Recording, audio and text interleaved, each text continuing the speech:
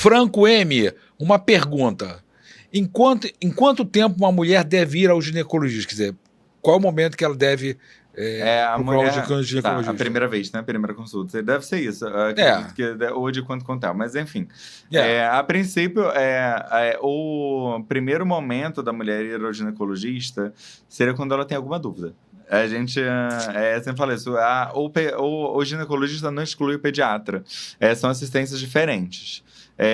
Uma paciente que começa as mamas começam a crescer pelos, vai se chegando um determinado momento que a paciente ela começa a buscar e questionar algumas dúvidas com relação à sua mudança corporal. E também com relação à sexualidade. Com relação à menstruação, ela precisa estar orientada sobre o que vai ser a menstruação antes dela menstruar. Porque antes de dizer assim, depois de menstruar, leva no ginecologista. Só que essa primeira menstruação, ela vai ser a gente precisa deixar ela tão traumática assim? Porque você vai dizer, em algum momento você vai menstruar. Aí chega uma menina dizendo que sangrou, que está sangrando, que está sangrando para a mãe, que tem alguma coisa saindo que ela nunca viu. Aí tá na calcinha e de repente tá a família toda reunida em uma casa de praia. A família inteira já está ciente que a menina menstruou pela primeira vez. Ela está com vergonha porque isso nunca foi discutido, nunca foi conversado. Ela não sabe o que está acontecendo com ela. Se sente completamente desconfortável. Vem gente parabenizando que ela menstruou, que ela virou mocinha, gente ligando da família, um monte de gente inconveniente, sendo que é um momento de privacidade dela.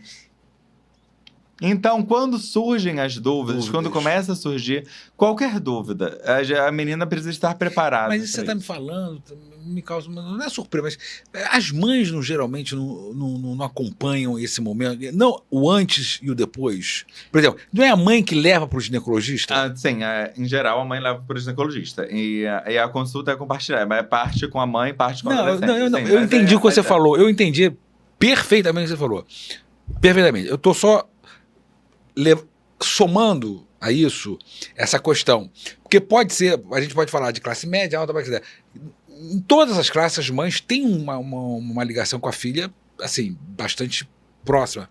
Então, quando elas chegam no teu consultório, a menina hoje em dia ela já tem uma noção ou muitas vezes é essa situação que você está contando? Não, existe essa situação.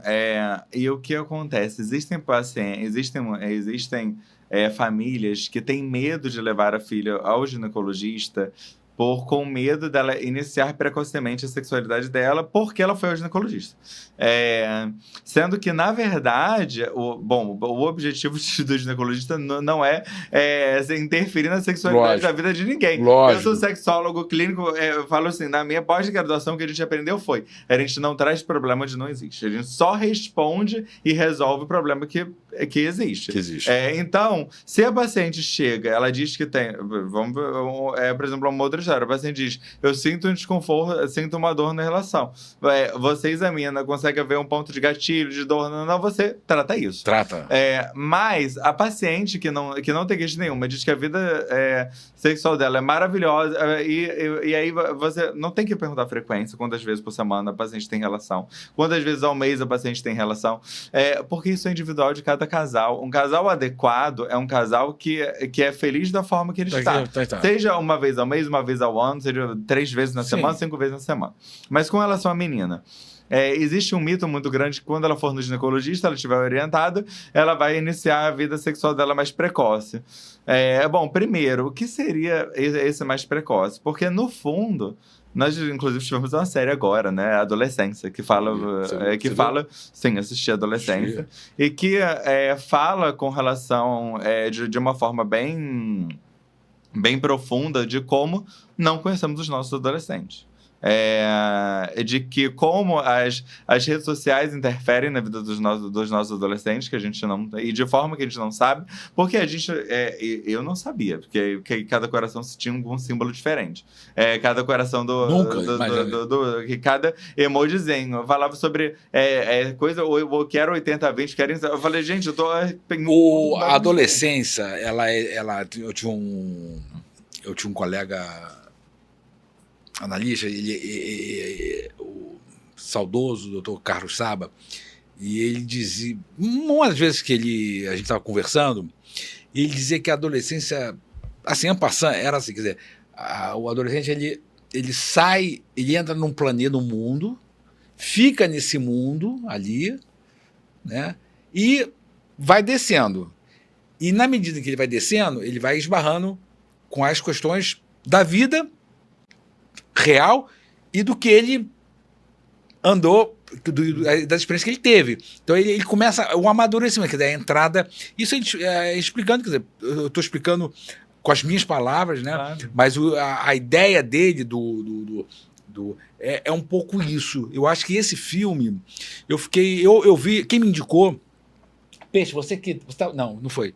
Foi com a Eliane Elsin, uma analista da psicanalítica do Rio de Janeiro, colega, que inclusive é provável que ela venha aqui para falar do filme.